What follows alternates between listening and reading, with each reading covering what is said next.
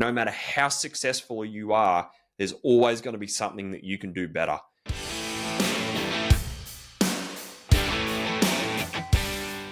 Hi everyone, my name's Rob Crop and welcome to the Trade Den podcast. Really good to have you back, Dan. Great to see you. Great to be back, Rob. Hello everyone. Yeah, well, looking forward to getting into today. Now, this is going to be the second part of our little series around our 3 success principles. And so if the listeners haven't listened to the first part of this, please go back and watch that. What we did in that episode, we spoke a little bit about why our principles are so important, how they're foundational to your success. And then we went and tackled success principle number 1, which was face the facts. And gee, wasn't that a great conversation, Dan? It was. Time got away from us, but yeah, no, really good. And hopefully everyone that's listened to that got something out of it and did the work at the end of the day. Like we said, getting the work done and facing those facts and getting into the skeletons in the cupboard and really having a think about where they're at right now is critical. So hopefully you guys did that work, and please, if you haven't listened to that episode, go back and do it, because these principles do build on each other and we're going to bring them all together at the end. So go back and listen if you haven't. Yeah, I would agree with that. And things only change if you put in the work to make the change. And so the cornerstone to making a shift in your world is facing the facts, the good, the bad, and the ugly. So success principle number 1 was face the facts. And so please go back and listen to that. What we're going to do now is do a deep dive on principle number 2 and principle number 3 today. And then we're going to be able to tie all them together. Because if we can always keep coming back to these principles, you're going to experience them continually throughout your journey to be able to achieve and unlock and achieve your full potential, not only in business and life, but it's your ability to be able to experience these and lean back on these principles at different time. And so success principle number 2 is never settle. And I love this one. And the reality is never settle to me is it's a bit of a mindset. And the reason why never settle to me is so important is because the reality is so many people are overworked, they're underpaid, they're achieving far less than their true potential, and they've settled for what they've got. They've settled for their current reality. And I think that's what the real issue here is. They get to a point and they settle. And for a lot of business people it takes another step further than that, where they got into business because they wanted choice, they wanted freedom, they wanted to live this amazing life. They at one point in time had this dream, but it's almost like the further that they get down that path, they get a little bit jaded and they just get to the point where they're trapped, confused, disconnected from the very reason they got into business, which is their family, and they settle. And I think that's why never settle is such a big principle for me. It is. When you just said they got into business, if you think about it as getting into a car, they get into this vehicle we call business, and getting into that vehicle in the driver's seat, ready to go, and they're sitting in that driver's seat, ready to take off. I'm going on this wonderful experience. It's going to give me all those things that you said, the freedom, the joy, less work, all of that sort of stuff as I drive this into that place. But when they get to never settle, or when you start to settle, what you do is you get out of the driver's seat, you just sit in the passenger seat, and you let so many other things drive the car other than yourself. So you settle for whatever comes up. You settle for wherever that car goes. You settle for whatever's hitting that car along the way, and you really take a passive role in the journey, which is what this principle number 2 is all about. Never settle. Never get out of the driver's seat. Remember, you can always put your hands back on the wheel. So for me, never settling is really about that. And I think what it does in terms of what we're trying to avoid by never settling, I think that's probably the next thing we'll talk about. Things like complacency and what happens when you do settle. And when do we see that with guys in our group and our clients? We see it all the time where we've got to come back to this principle, not because people have settled in a bad way as well, Rob, or they've settled already, but guys that succeed and then they settle. It's a whole nother equation, a whole nother end of the spectrum, but it's the same principle comes up, doesn't it? It does. And I think never settle is one of those things where it's an attitude of, well, I'm just feeling like a victim of my circumstances. That's what it is. And I know for myself, the reason why this is a core principle in my world is I was not born with a silver spoon in my mouth at all, whatsoever. I'm a self-made guy, and the number one reason why I have become self-made is, sure, I've had plenty of help along the way. I've had great support from my family, my immediate family with Jackie. We've built an amazing life together, and I've had great mentors, great coaches, great people around me. We have a great team at Pravar Group. Like, sure, I've had great people around me to be able to give me encouragement and support along the way.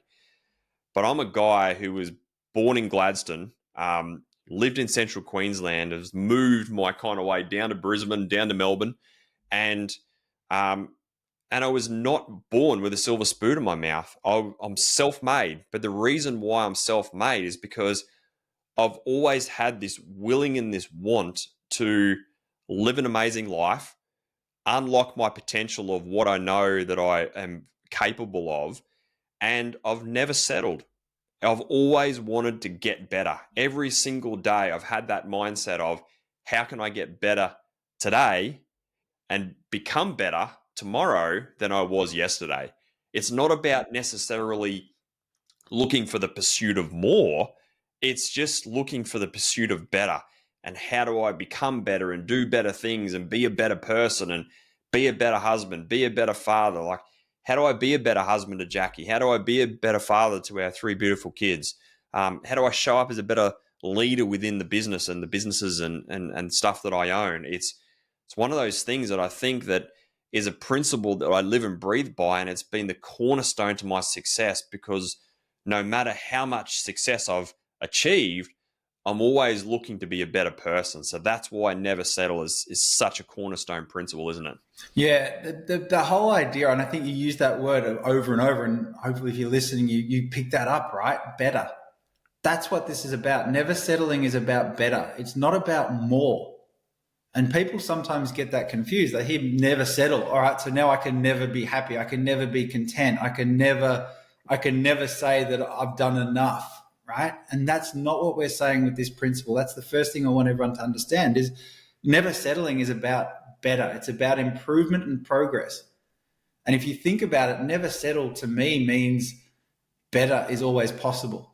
And I love that sort of saying, better is always possible, because, and I used to have, the reason why I say that is because I used to have a desktop thing. It was years ago, and never until I started working at Pravar, years and years and years. I used to have this desktop screensaver wallpaper, and it was this awesome office that I always wanted to sort of have. It had a mezzanine floor and all this sort of stuff. These guys had tricked it out. And there was this big sign on the mezzanine thing on the balcony where they had this massive sign saying better is always possible in their office. And I love that. And I'd forgotten all about it until we started talking about these principles and I was learning them when I first got on board years ago, that it all came racing back to me. And better is always possible was my sort of follow-up to never settle. And it reminded me that never settling wasn't about more. It's not about bigger. And you say this all the time, Rob, to our clients. It's not about bigger is better. Bigger isn't necessarily better. And bigger isn't always possible. You can't always go bigger and bigger and bigger. And guys that mistake that idea of never settling for, I've got to have a bigger business. Last year I grew 5% MP. This year I want to grow 10% MP. Next year it'll be 50. Maybe, but that's not what never settling is about. So I think there is that thing. And when you talk about being a better husband, a better father, healthier in your world, if that's your health pillar and you face the facts on health, there's got to be this sense of, well, I'm going to be content with being or reaching this point, and I'm going to be a better husband or whatever it is. I'm happy to be a great dad, but I can always be a better dad. What can I do to be better in that role that I've chosen, in that space where I've said that's enough for me? How do I become the very best version of that? And I think never settling for anything less than your best and understanding that better is always possible is probably how this principle plays out in my world, at least, or at least when I'm coaching clients and when we're working with guys, it always comes back to that idea of better, that word. It's always about better, not bigger, not more. Yeah, I'd agree with that because there's also that thing of the disease of more, where you're always chasing more, that next best thing, the next shiny light, the next materialistic thing. This isn't about more of that stuff. And I know um, I'm actually a simple guy with a complex guy as well, but a bit of a simple guy with basic needs. I'm a big believer of less is more. And sure, we live a great life and we run a great business, and we're about to move back into a beautiful new home that we've just renovated. So sure, I still love the finer things in life, but but I'm also a big believer of simplicity and less is more. And so I think the listeners need to not confuse that never settle is not about it's not about more, more, more. It's not about that. It's about being grateful for what you've got whilst you're in the pursuit to become a better version of yourself. And when I think about never settle in the context of where trades and construction business owners get to, they almost bookend their journey. And what I mean by that is when we first meet a client, they've often settled. And then when they go through their journey to be able to achieve amazing things, they achieve more success than they've ever done before. They get complacent and then they settle. And so to me, never settle is going to appear along your journey. And that's why it's a foundational success pillar, because never settle is the antidote to breaking the cycle of being trapped and confused. But it's also the antidote to when you hit the complacency barrier, when you feel like you're achieving more success. So this principle is always going to keep showing up in their journey. It is, and I think that the idea of settling, even that just on its own, is it's a bit of a misnomer, right? It's a bit of bullshit, because you can't settle. If I said to you right now, make everything the same and settle for everything just as it is, like right now, we can keep it. That's all it'll ever be. We're going to settle for this. You can't do it. The world will conspire. The universe will conspire against you. Change is going to happen. Something's going to shift it. You never reach that point where there's this perfect idyllic state, this equilibrium where it's like everything's great. I'm settling for this. It'll be like this forever. And we see that all the time, don't we? We see guys that get to the top of their mountain who do settle in those terms. But before you know it, it's not that they've settled and they've maintained that. They've now gone backwards because they've settled. That complacency doesn't sit in. And it's not complacent, I get to sit on a beach forever. Go try it. If you think you've got a great life and you can do that, try it and see what happens.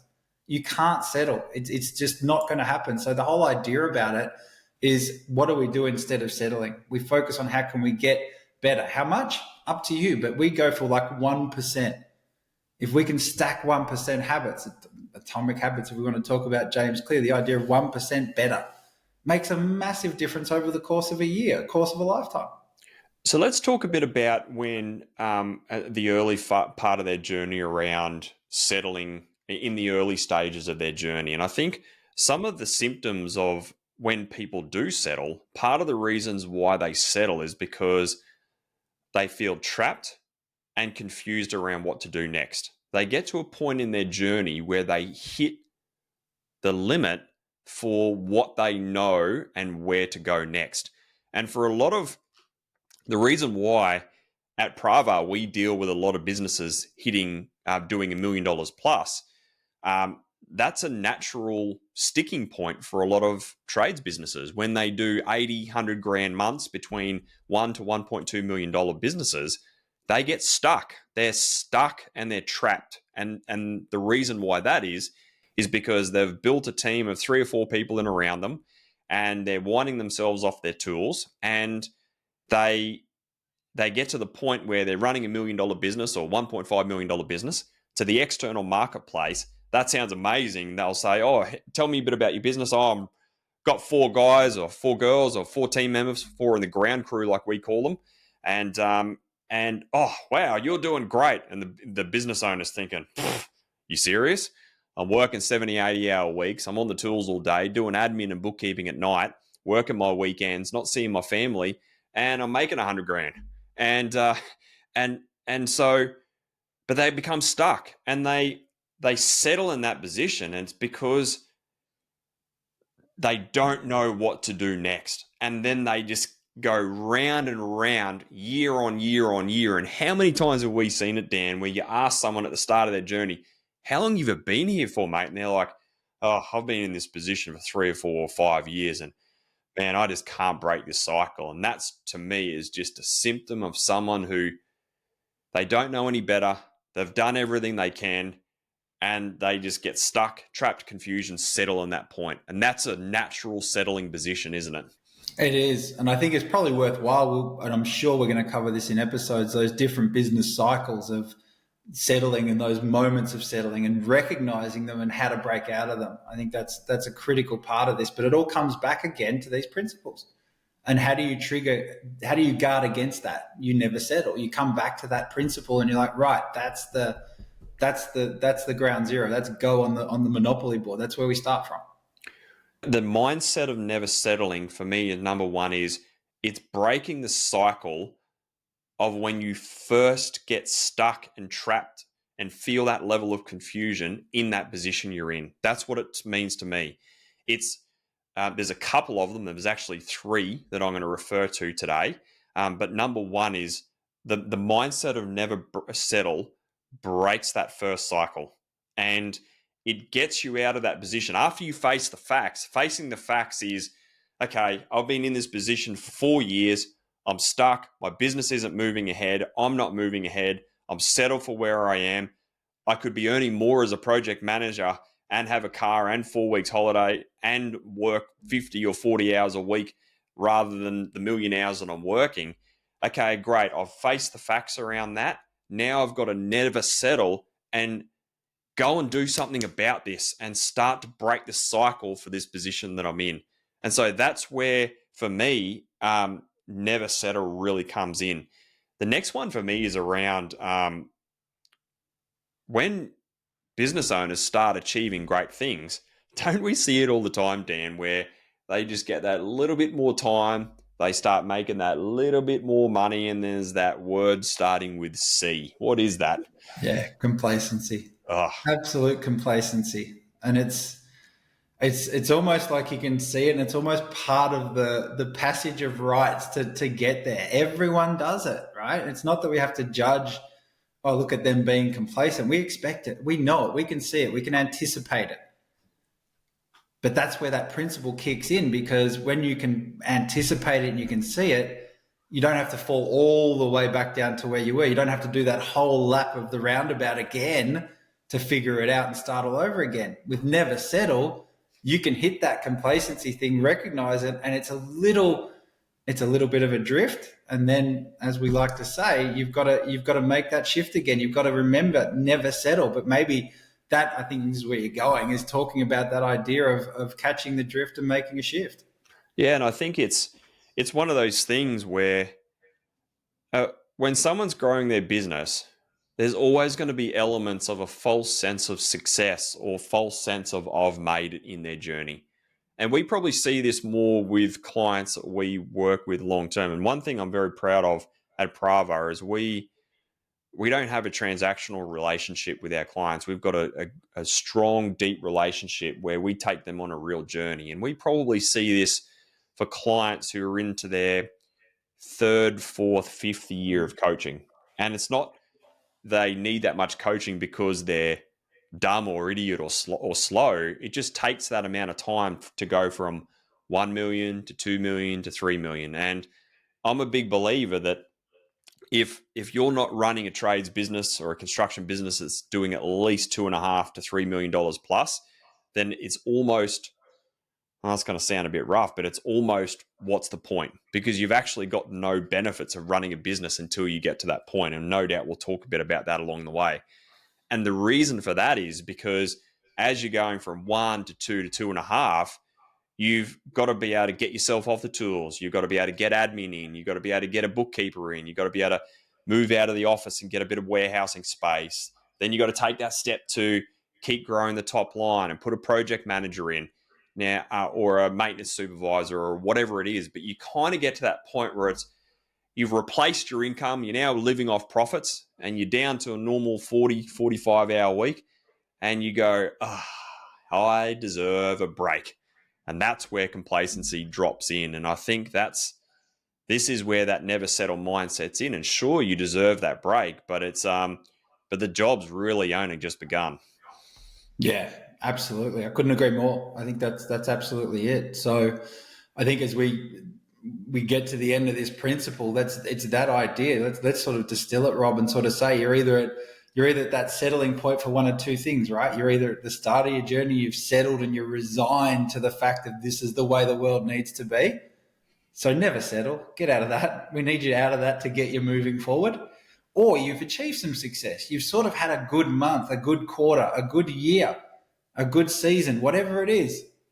But how do you repeat that? How do you keep going? Because you can't just sit on that. You can't stop. Like we said, when you get to that complacency point, you're going to regress. No one gets complacent and gets better.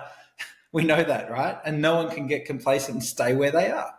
So never settle kicks in at that point too. So I think really understanding where you are settling in your world, and again, come back to the exercise on the 4 pillars. Are you settling for suboptimal health? Are you settling for a relationship that's just coexisting? Are you settling for the struggles with finances that you've got and you haven't done anything about it? Maybe it's a mountain of debts that you haven't looked at or anything like that. Or are you settling in business because you've had a good month and you're at the top of the tree, you think you are? Or are you settling because you're resigned to the fact that, hey, I just don't know how to get out of it? Never settling as an exercise is really important as well. It's that next step of a bit of facing the facts built into it, but also admitting that you're never going to settle again. There's a moment in time where you have to take action, and never settling is the catalyst to getting to that point. Correct. I would, 100%. It's the antidote. It's the thing that breaks the cycle. It's the antidote to complacency. And then and like you said, then the third one is the thing that unlocks your true potential. That's what never settle is. They're the 3 things when it comes to never settle. It's the thing that breaks the cycle, the antidote to complacency, and it unlocks your true potential. Or in Pravar, it's a breakout, breakthrough, break free. That's the things that we keep talking a bit about. And so it's that thing coming back to the start it's how do you get better? And once we keep working through this mindset of never settle, it's that thing that helps you unlock your true potential, achieve amazing things in business and life. And it's not a fantasy, guys. There's a great life that you've got the ability to be able to go out there and live if you've got the willingness to never settle. So Dan, I think the challenge, like you've already set for our listeners, is let's have a real challenge them to think, where are they settling at the moment? Let's face the facts around that. Let's find out where they are settling, and let's continue to adopt this mindset where they do never settle every day, where they can use every day to be able to get just 1% better day on day so that they can build an amazing life. And it's the one thing that's going to help them have that breakthrough moment, isn't it? Yep, absolutely. All right, let's move on to success principle number 3. I also love this. I know I've said that about the You other love 2. every principle. I do. I know. This one is success principle number 3 is make shit happen. Now, when we pulled this one as part of pulled this one into the 3 principles, we could have made it make stuff happen or all those types of things, but no, Dan, we just thought, let's just make shit happen. Because make shit happen it's just, to me, it's just fucking get on with the job. That's what it is to me. Like, I can't be more black and white with that. And there is no doubt that our listeners are working crazy hours for some of them. They might be working 50, 60, 70, 80-hour weeks. So they're already getting in there and making stuff happen. But the reality is most people are making the wrong thing happen, and they're wondering why things aren't changing. They're just not working on the right stuff, and they're just not getting on with the job, are they? No, exactly right. Or what they do is they might even, and this is a trap, right? I just thought of this. The guys that have done the exercise and are following through with us and doing all the work, they've faced the facts, right? They've decided or they've figured out where they're settling, and they're resigned to never settling again. If you stay in that place, right, and you have got skeletons in the closet and there's things and facts you haven't looked at for a long time, we know you're not going to be feeling great right now. We know that you're going to be thinking, holy shit, there's shit to do. But you don't make that choice necessarily until you get to this third principle of getting shit done. Because if you don't do that, then what happens is you just sit there and you stew on what you haven't got. You run the risk of then just being miserable about where you're at. And it's like, oh, well, that was pretty shit. I did those exercises and now I feel like crap. And we don't want to leave you there. We're not going to leave you that low in terms of having faced the facts and this brutal headache that you've now got where everything's come out of the cupboards and all these things are rushing at you.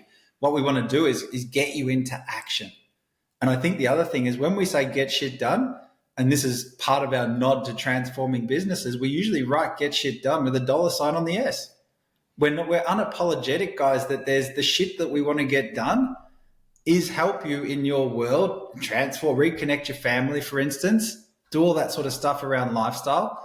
But we're here to transform the business as well. So get shit done. We always write that with a $sign, don't we? Yeah, and I think it is. Yeah, absolutely we do, because we've got to be unapologetic about making profit and making money. And because, as you've alluded to before in a previous comment before, is business is there as a vehicle. It's to be able to do two things. It's to be able to serve your customers and do an amazing job out there in the marketplace, but be unapologetic about wanting to build a great team, have an awesome team in around you, be profitable in the end of the day, and do all those types of things. And it just reminds me of, I think it was a Mitre 10 ad, and that's Scotty Cam, whether you love him or hate him from the block or whatever it is, but it was on many years ago, and he used to say, get in, get on with it, get the job done, and get the hell out of there. I think that was the Mitre 10 ad. And that's when I think about what is this whole make shit happen. It's get in, get on with it, get it done, and get the hell out of there so you can get on with living. And it's the ability, make shit happen is your ability to, number one, play the game to win. But number two, it's about progression. It's about getting in there, getting the job done so you take steps forward. And we got a client at the moment, and I absolutely love this client's story. He is just the quiet achiever. He is just that guy that just he's the epitome of what Pravar stands for. I remember meeting this client. He's been with us 5.5 years now, and we met him 5.5 years ago. He was doing around $2 million. It was him, and he had a bookkeeper, and he just put on a supervisor, I think. He was doing $2 million a year, but he was riddled with ATO debt, cash flow problems, and yeah, you name it. He had plenty of challenges coming up against his way. 5.5 years later, he's just about to move on from our lifestyle program and move into our legacy program.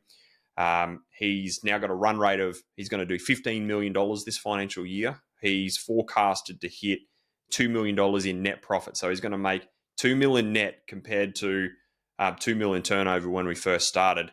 His relationship with his wife, his kids, his mental health, his relationship with drinking, himself, he's just absolutely changed. But Simon is just the epitome of the guy who just gets in and gets shit done. He just gets on with the job. And what I love about a comment that I was reading the other day of the advice that he was giving as he was moving on from the lifestyle group, is he said that if you're not working on something today that's moving you, getting on with a job of moving you a step forward, you're no further forward than you were yesterday. And I think that's what the epitome of get shit done is get in, get shit done, get on with the job, and make progression so that every day you've got the ability to take steps forward rather than life just going round and round and round in circles. And that story of Simon's bloody inspiring, isn't it? But he's just the epitome of get shit done, isn't he? He is. And I think like all of our quote unquote successful clients, and I say that from a coaching perspective, not just a business perspective, the clients we're most proud of the journeys they've taken, they encapsulate get shit done. They not only that though, and you think back to Simon's early part of his journey, geez, he had to face some facts. And he had to make a choice that he was never going to settle again. And once he locked those three things in, he's well changed. And it wasn't that he was lucky. It wasn't luck. Yes, he's had good fortune and good stuff seems to happen to him. But go back to what we've talked about previously, guys. He created the conditions for luck by following the principles that we've outlined. So it's that old thing of success leaves clues. You watch it and you come back to these principles time and time again. And we've got so many stories like Simon's that we could roll out to you guys to go, well, we know that we're not talking shit here. This isn't just nice little hollow things that we put on stickers and hand out and put on our website. This is stuff that we actually live by because we know it gets results. So for Simon, getting that get shit done, make shit happen it's a critical part of the process. And it seems obvious, but so many guys miss that point. Correct. And I look at Simon, who's in a market, he's in the commercial carpentry game, and in southeast Queensland, he's moved into plastering and now into roofing. And I look at someone like him, he in the last 5 years, he has made shit happen in the last 5 years. But if you look at his space in the industry, there's plenty of others of his competitors who are still in the same spot, or they've only changed because of external forces, not creating change internally, or worse yet, out of business. And so it's one of those things where Simon has not got any more than 24 hours in a day. He's not wasn't born with a silver spoon in his mouth. He is self-made, but he is just someone who makes shit happen. He just gets in and gets on with the job. And there's plenty of other people who run um, smaller businesses with less responsibility and work double the amount of hours than Simon does. But the difference between Simon and where he is today from where he was 5 years ago, he has just made shit happen. He's just got on with the job. And so this, guys, for our listeners, isn't about a time thing. It's not around anything like that, like in wanting more time or anything like that. It's about getting in and getting on with the job with the most important thing in the time that you've got. And we're going to talk about this in future episodes. But make shit happen is just about getting on with a job. And I know for me, it's about having that mindset of you play to win. It's about having that mindset of that you want to achieve some great results, pursue excellence, and have a mindset of achievement and wanting to live a good life. But it's just the ability to be able to get in there and get on with a job so you can get in, get on with it, get it done, and get the hell out of there. And that's the epitome of make shit happen. Yeah, absolutely. I draw the same sort of conclusions as you, Rob. I think absolutely it puts us towards results. It puts us towards consistency, all of those things that are going to come up time and time again on the podcast. But for me, the summary of that and who I think about when I think about that as well is Jerry Seinfeld. He's sort of a bit of a hero. You think about what he was able to achieve, the shit he got done, and everyone wanted that secret, that success. How did you do it? What did you do? How can we be like you? And he simply had the answer. He said it on stage. He just said, do the work. In other words, make shit happen. Like there is no magic secret. You've got to do the work. You've got to make shit happen at the end of the day. It doesn't matter what you learn in a book, what you read, how much you know, who you know. It doesn't matter.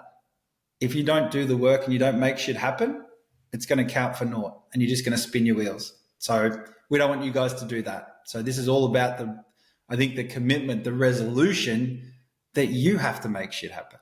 And that's really what we're trying to get to. Strategies and ideas without execution is useless. And I think that's the punchline out of make shit happen. And so the challenge for our listeners is now let's put a bow around this episode and the prior episode is what we've done is we've broken up the 3 success principles across 2 episodes. And in the first episode, we spoke around why principles are important. And we also spoke around face the facts. In this episode, what we've done is spoken around never settle and make shit happen. And so together, when you combine them, what we've now got is a foundational level of success principles that we can live and breathe by, no matter where we're at in our journey. And as we continue along our journey, we're going to have to always keep coming back to these principles of facing the facts. We always got to keep facing the facts. No matter how successful you are, there's always going to be something that you can do better.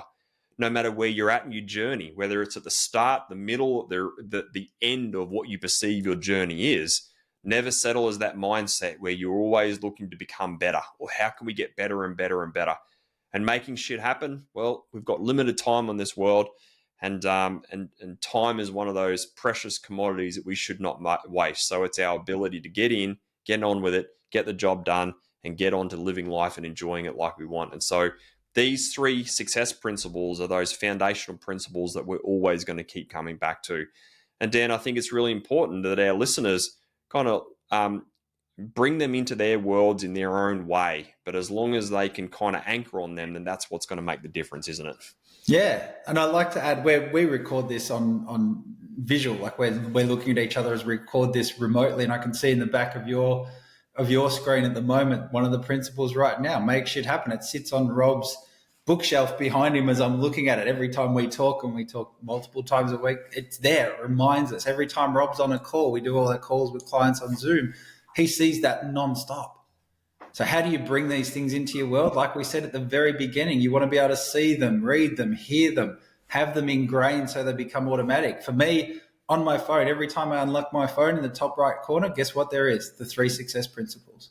It's just that reminder. It becomes that refrain that's always in your head. And I think for anyone who's listening that maybe isn't where they want to be at the moment, just go back to the principles. Because if you take one of those principles away and you're not living those principles, you can guarantee that one of those needs to be looked at, because that's the thing that's going to get you back on track. That's the thing that's going to get you back into gear. That's the thing that's going to get you out of that cycle that you're in.